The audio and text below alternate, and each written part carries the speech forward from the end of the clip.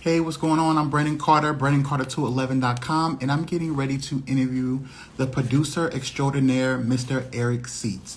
He is a world-renowned drummer. He produced hits for some of the biggest stars, say Aaliyah, the list goes on. And we're going to dive into his life and how he became so successful in this music industry. Hi, how you doing today, Miss Music? Hey, all is well, man. How about you, Brian? Brandon, Good. I'm sorry. Good. We finally got to do it today. I'm so appreciative. Thank you for being patient and everything. Not a problem. I appreciate you being patient with me too as well. So we're just going to start off just telling everybody a little bit about yourself. How did you get into the music industry? Is this something that you always wanted to do? I don't know if I was aiming at it earlier. I was born and raised into a musical family. And then so at a young age, playing the drums was the main thing for me. And then that started to develop and get, I got interested in other instruments and so I don't know if I was aiming at it, but it kind of just Found you. it could, it definitely did. Um, Young black kids, young black boys playing instruments is so like very important, and it takes so much time and a lot of skill and a lot of patience. What inspires you to even want to play the drums? My father, rest in peace. I just lost my dad a couple Oh, of weeks my ago. condolences. But he was my main influence for drumming because he was an awesome drummer and a producer. So that it came from dad. He was the first one I ever saw play. And so that was it. I loved the response he would get when he would play. I just wanted to follow in his footsteps. And so the next step, what led you to wanting to produce your own music or produce for other people? I started playing around with production and I would make, little tracks, and I was only making tracks to play drums to, Hmm. just something to have something to practice to so I could get better on that. And that's how the programming came along. And then I left one church and we started attending another church, and that's when I met Rapture Stewart. Hmm. And when I came across Rap, that he was also doing the same thing. He's a musician, he's an organist, Right. pianist. So, but we both can play each other's instruments. But he was a little more into production than I was. He was taking it a little more serious than I was. But when we linked up, we just started naturally doing.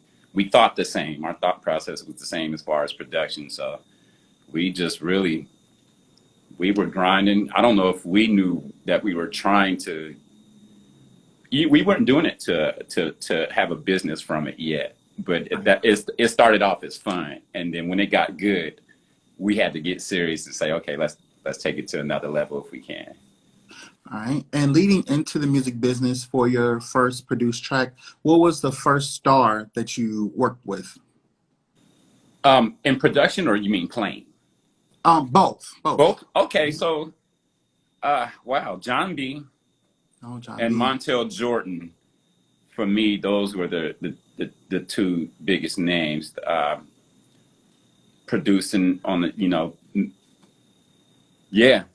It was those two. It was the introduction. I was producing for Montel's camp at the time, Mad Money, and my first placement was on a project. A young lady named Shay Jones, and Hmm. her album is called Talk Show Ish. I remember And that that was song. uh-huh. Yeah, my first placement was on that young lady's album, so that was the jump off of Eric Seeds. How did that make you feel when you accomplished something like that? Did you know, like, oh, I want to continue to do this? Did you feel place? That's exactly what it is, Brandon. When you do get to accomplish that, it gives you a better confidence to say, okay, what else is possible? If I can do that, then that must mean, that I have something, and let me perfect this craft and let me get down. Right. Um, and it really just works itself out. I guess the more time that we put into something evolves from that, and people could hear how serious you are. Talk is cheap and seeing is believing. So when you just keep pushing, Right. the evidence is there. Now, as a drummer, you have toured the world. How was that for you? Is it everything that you thought it would be, just going to these different places, doing what you love in music? Being afforded the opportunity to visit all the whole world, that opens up your mentality in such a way, Brandon. I feel like I became a better producer, a better musician overall, Hmm. because you get to witness different appreciations, different types of appreciation. And something about going over the seas, the appreciation is a little different than it is Hmm. here in the States. It just seems like it's always been that way. And so I love the experience, and I wouldn't be who I am had I not been visited all these places, and you get certain appreciations. I used, well, I didn't never take anything for granted, but now I really appreciate it at this age. I want to dig into the cultures now. At first we are just visiting, looking for McDonald's everywhere. Now Right. you want to taste what they have to provide, and get the real authenticity out of these places. What was a place that you went, anywhere in the world, that was like overwhelming for you, but in a positive way? Like, oh my God, I'm in Paris, I'm in Africa. Like, what was that place that you felt like, oh, I made it, or like Mm. it's unbelievable? Those are two places you named. Oh, wow. Something about getting to Paris and in Africa as well. Mhm. Those places just, you can, as soon as you step off that plane, the air is different. But one place that's really made an impression on me, that I'll probably end up relocating to, is St. Kitts. Mhm. Um, it's just something about that place. But they all have something special to offer. Like I thought I was going to move to Japan a little while ago. I just loved it there. Um, St. Lucia. Woo. Mm. Everything has. I have a good memories about these places. Australia, of course. We did a lot of Aaliyah work in Australia. Right. Um, Well, speaking of Aaliyah, her third album, this is a commemorative gold plaque for the album I had. woo. Oh yeah. Yes, man. Everything was just released to streaming services, and her third album was, I just want to say you guys did an amazing job on that album. Thank you, brother. For it to um, for it to sound still not 20 years old, for it to still sound like it can be released 20 years from now. How did you get on that project, and what was the process like? We were already, both Rap and I were touring with a lot of these artists.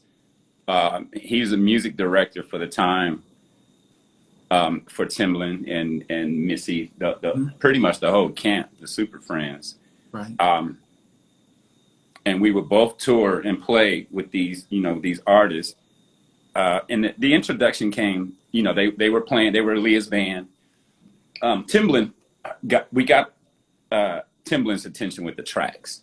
And Hmm. so it steered from there initially. But Rap and I we were playing these tracks for everybody, and hooked up with the best writers that we could, Little Mo, Static, Black, and Tank. And we were just getting Hmm. placements done. And so Aaliyah really liked our work, and that was the introduction. We went in the studio, and then it seems like we never stopped going after that first session. Do you remember the first time you met Aaliyah? What was that like? Yeah, it was at a rehearsal. Mhm. I think it was maybe, there's a rehearsal studio in Los Angeles called SIR, which is where a lot of the artists rehearse. It was at SIR, and they were rehearsing. I just remembered them playing that "Are You That Somebody." Mhm. Uh, I think she was rehearsing for a TV show, maybe Leno or one of the ones that she hit. Mhm. But no, wait, it was before that. It was before that. It had to be before that. And that's crazy. It was way before that. But it was a rehearsal that I did meet Right. her, And and you, she was just smooth. yeah. What can a lot of people say? Of course, she was nice. She was calm. What do you remember about her, just as a person? That she didn't come off as a superstar, and to me, she was definitely a superstar. But she didn't wear that. She didn't have a huge entourage. She, you know, Mhm. um, I have good memories, man. She even went to play laser tag with me before. She went to a birthday party. She didn't even know who the person was, but she just rolled out. Oh, that's cool. Super simple, super easy. We shopped a lot because she didn't live too far away when I lived in New York. Uh, but just her her humanity, her down to earthness. I know everybody says that, but it's true. When you went into the studio, did you guys just think like, all right, we're just making new music for Aaliyah? How did you go in with the mindset of like, we need to create our her best work together? I really feel like myself and Rapture, shout out Rap, we we never wanted to blend in with anybody else's sounds. Hmm. We wanted our own identity. And you can imagine, Brandon, that it's hard to go in the studio and not think about her past hits. Right. I'm talking about all the way from back and forth to One in a Million, and you just Pray that thinking somebody like, try okay, again. Hmm. it's just like, okay, we know we can't do anything like that, so it Right. has to be something that's going to separate us from the herd and as well allow her to mature in music. Hmm.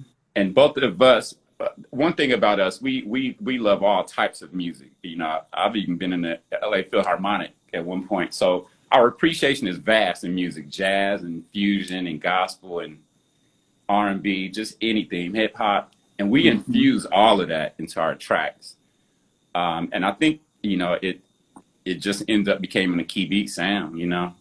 And rest in peace, Static. He just understood Oh all of yeah. our music and black. Um, Working with her in the studio, what is something that you can give us that where you notice the genius of who Aaliyah was just as an artist and knowing what she wanted, as far as like she didn't write her songs, she didn't produce her music, but what was something special that you noticed that was different from that of her? Her work ethic. It wasn't that she was so serious because we of course played and joked and laughed before we started any session. But when it came down to it, and she's quick in that booth, Yeah, um, a lot of people have said that she's really quick how she records her songs. it wouldn't take it. We would knock them out. We were knocking them joints out. You know, sometimes they'll do finish a hook, put it to rest, and then move on to something else and revisit it. But it was just she came to work, and she was even then multitasking. So you know, she's doing other type of rehearsals, acting and reading scripts and Oh. modeling. For her to multitask and never to come in and complain was the professionalism exuded from her. Mhm. What can you say about her soft falsetto tone with those hard beats, and how was it to mix? Because that was different for R&B. R&B is seen as like the church singers, this ability to excessively over emote, but she had a simply put voice. How did y'all mesh those together? And a very she had a lot of range. I don't think she gets enough credit for her vocal range at all, but you saw that firsthand. So can you give us a little bit of insight on that? I believe that she knew. We say this a lot amongst musicians that less is more, Mhm. and a lot of us we can't help but to go to 10 Right. and without even pacing ourselves, we just come out the gate yelling. I Mhm. think she understood commercial. I think she Mhm. understood branding and diversity as far as audience. So she know how she kept it in check, and to me it seems like she let the music be hard, and Right. it's a nice balance. Or she met us halfway with the soft tone, and Mhm. that is kind of what you.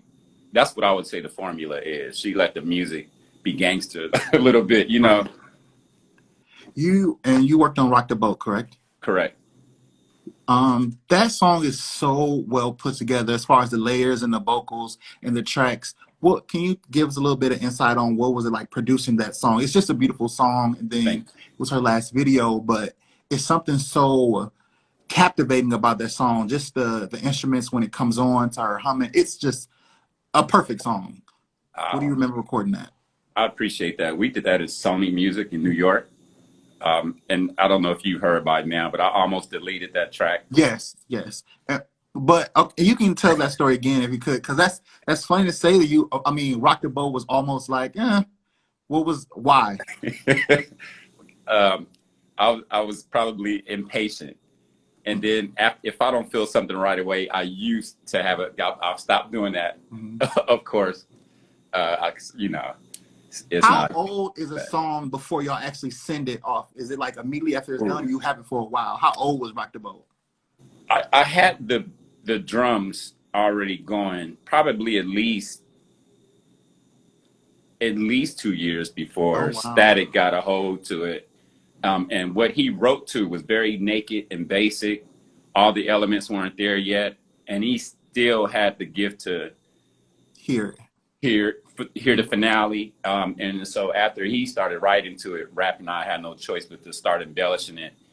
Shout out to Dave Foreman for laying guitar, and we just beefed it up to because they were digging it, and so I was like, okay, so let's make it thick, and then it ended up becoming what it is, and I thank God for that one. Um, yeah, it is. It's of course it's going to be one of my favorites of all, my all Mhm. time favorites. The vocal production is just like amazing. How her voice is stacked and how it goes in and out just naturally. Just it's just fine tuned. And thank y'all for that record. Hey man, Um, thank you. One of my other favorite songs off the album that instantly caught my ear when I first heard it was "It's Whatever," and you worked on that, right? Correct. What was that? Can you give us a little bit more insight on the "It's Whatever" record? I feel That's like one. it's a little gem that like a lot of Leah fans know, but it's definitely a gem. Like it's another perfect song. I appreciate these compliments, Soldier. That's another song where it was one of those things. I started the track and I passed it on to rap. That's what we would do. Hmm. He can start something, I can finish it. I start something, he can finish it. Um, and we left a lot of stuff out. If anything, I think we started pulling sounds out, and it's so bare. That track is so bare. And him playing the piano on that register, that high register, it makes it's at least it's enough space on there for you to be able to appreciate what's going on vocally Hmm. on It's Whatever. That's one of my joints too, man. Yeah. Does when you give an artist a song, particularly or Aaliyah or anybody, do they sing it? Have you had an artist sing it the way you want them to sing it, or they change it and make it their own, and then you're like, oh, okay, I didn't know that was there. See, I like how you just said it, Brent. One thing I love collaborating. Hmm. So I don't need them. I can give them a base or an idea, but I'm not so hard up to say no, don't. That's not right. I like collaboration because that means that I have to meet them halfway and where they are, and then we can find a balance and fine tune it from there. But I don't Hmm. just like to force me on any. That's not collaboration. I'd rather collaborate because people have. I love hearing something. This just happened to me yesterday. Freedom and Money, shout out Freedom. We Hmm. were working on something new. I sent him a track and he sent me back the vocal demo, and I just couldn't believe that he came up with what he did. And I feel that way about a lot of people that write. I'm like, I would have never heard that. So I Hmm. love that. And then it opens me up to say, okay, I can finish it differently now. You Is it know, something that Aaliyah did or do that you remember that would just surprise you as an artist when you witnessed her in the studio? Because everything is like hey, this is not as funny. recorded now, but I wish we had more footage of her in her Yeah, element. I just really wish we did. But yeah. I wish I would have had my camera rolling a lot more. I have precious memories and stuff like that, but I didn't. We were too busy working right, to capture everything. But one thing that's funny, man, I don't know how she recorded with all that bubble gum in her mouth. she sung But with gum in her mouth. I call her little Dana, right? I'm like, hey, Dana, we can hear you smacking. Oh, But she would be in that booth and keep it, and then she would have to pull it out. But she slid by a lot of them lyrics with some gum in her mouth, and that's funny to me. That's hilarious to me. right. What was it like recording this album in Australia? Was it different being so far away? You know, you're not in America. What was that like? That was I wonder if they knew that would be better for us to take us out of New York and all the hustle and bustle going on there and take us away, that far away. It was, I think it was best for us we had that whole studio locked down to ourselves, where as opposed to being in New York City, you're next door to this person, another person's in it, and then everybody's opening your door, peeking in your room, and you don't feel like there's any kind of privacy. But when we got over there, well, it had to be it felt like 6 months, but we had time to get settled and established. Half of us came back with accents, but it was just, it was really different. And I think our approach musically, we were able to think different, being so, you soak up a little bit of wherever you are in your music. And so I think a lot of stuff came out that we would have thought differently or approached it differently with being over here in the States. So you're absolutely right. She was recording at the same time she was shooting Queen of the Dam. How did she handle the idea of like shooting this big movie during the day, then coming to the studio at night? And I even hear stories she had to fly all the way to LA to do some stuff for The Matrix. How did she handle all that pressure, that was planning out to what would have been her future? She wore that well. And like I said earlier, it was never a complaint. It was never, because she could have easily had complaints. She could have easily said, "I'm too tired. I'm not coming in today." But that drive that she had, I think the music was first for her. You know what I mean? So she wasn't about to slack there. And I know she wasn't slacking in the movie scene, because she had something to prove. But she handled it. She handled it. And I just keep saying she didn't complain. She would come in and tell us about scenes and different things like that, or what they had to do, how long makeup took, and different things like that. Right. Just natural work stuff. Just natural work stuff, but never tired. Never talking about, oh, let's not do this today. Never that. Do you remember where you were when you got the news that she had passed? Yeah, Rapture and I were in Music Grinder, a studio in LA. We were at Music Grinder, and we were in a session. I don't remember who we were working with. It's maybe Taint, or a group called The Outsiders as well. But we were just in there tracking. And I got a call from Buddha. Shout out to Buddha, Steven Anderson. He was the first one that called me. And back then we had those two-way SkyTel pagers. Mm-hmm. And I got his message, and he didn't want to tell me anything, but he was just asking me, had I heard anything? And it was so vague. I was like, no, but what are you talking about? And he didn't want to say anything. He said, well, just call me back if you do hear anything. And that was the jump off. And then after that, it kind of was just texts coming in, just a bunch of alerts and stuff. I'm like, oh, wow. What did we do first? Did we turn on the TV first or the radio? I think it was the radio. So whenever you hear somebody's songs being played back to back and not their birthday, it's usually a sad occasion. And so after that, I ended up calling her manager, Jomo, and asked him, and he couldn't talk. And that's how I knew that it was official, when he couldn't say any words to me. And I was like, okay, I'll talk to you later. And we all packed up and went home, because there was nothing else to do that day, where nobody felt like working anymore. So we went home and probably cried. I'm sure that shattered you guys' world. If you can give us any, like, for that time, what was it like? Like, 2001, right? This was right before the terrorist attacks and everything. How did you guys, like, function after that? Or what was it? It was a thing. And initially, Rapture and I were trying to go over there to watch them shoot the video to our song, of course. So we're having these thoughts of like, we could have been there.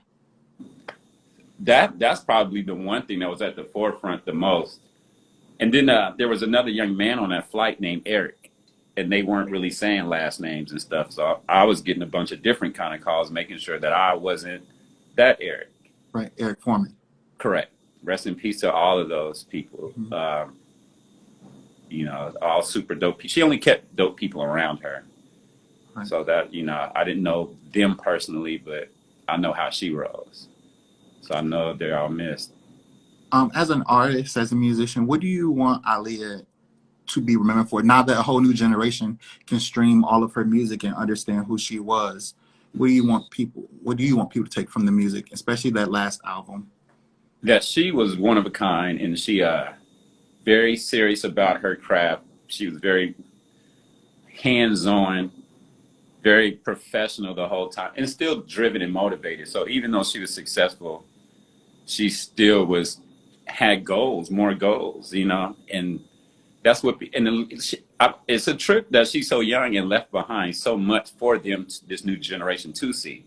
Yeah, Um, it's crazy to think 22. When I was younger, 22 seemed so old. But now that I'm past 22, I realize how young 22 years old is. Man, right, right, and but all of that to be accomplished in that short amount of time, that speaks volumes. Hmm. So what they're going to see is the evidence and the proof of her mentality, and that work ethic was just a beast. We learned she was younger than us, but we was watching like, okay, there's something else to another accomplishment to be made. Don't stop, don't ever stop.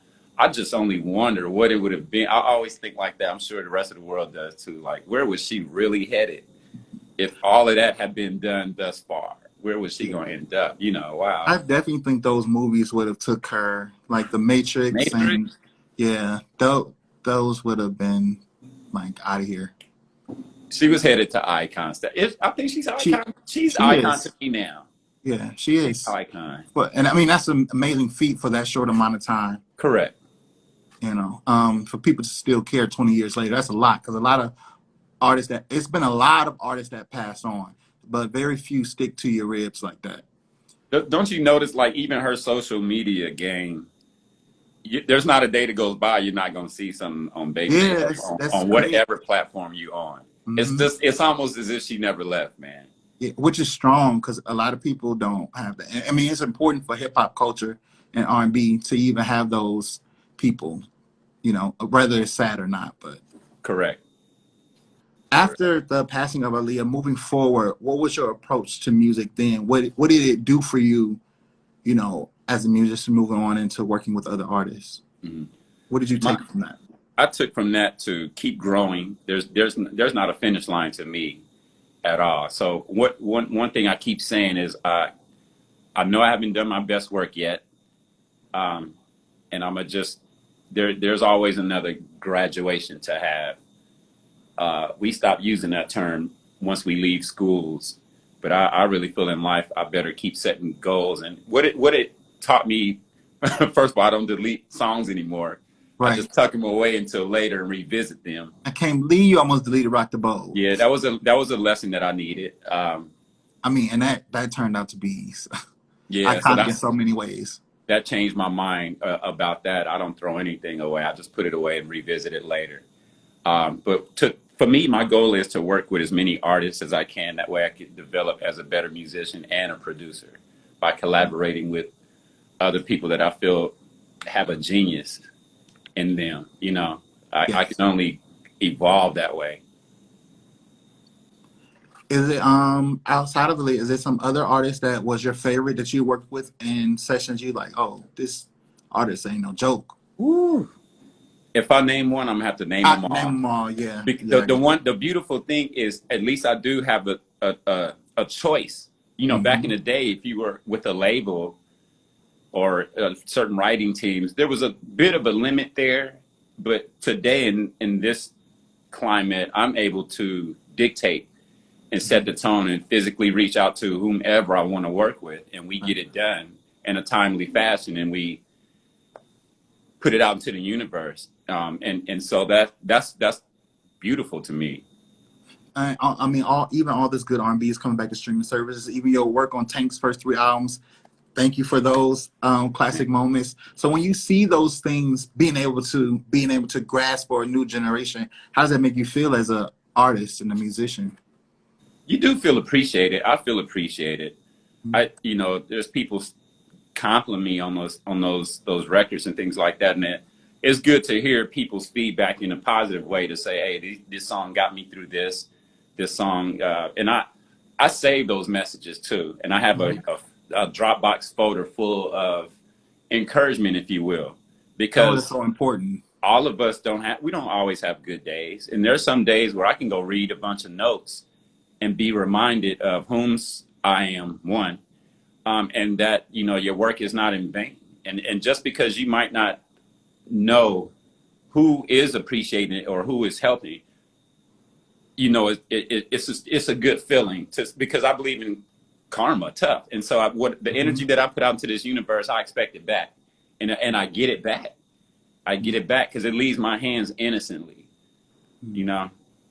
That's perfect, and that's well said. I mean, this was a great interview. I truly, truly, truly thank you so much for taking your time and to talk about your career, your life, your work with Aaliyah, and celebrating this 20 years of this album and the re-release of all this great R&B and everybody who you work with. You are an amazing producer, and thank you for all your contributions to music, to Black music, to the culture. You are appreciated. Thank you, man. I really do appreciate that. You'll never get tired of hearing that. I appreciate that, bro. And them glasses are super dope, by the way. I wanted to tell you that earlier. Oh, thank you. So See, this is like a good interview because my last interview with like somebody else, it didn't go that well, and she did not like my glasses.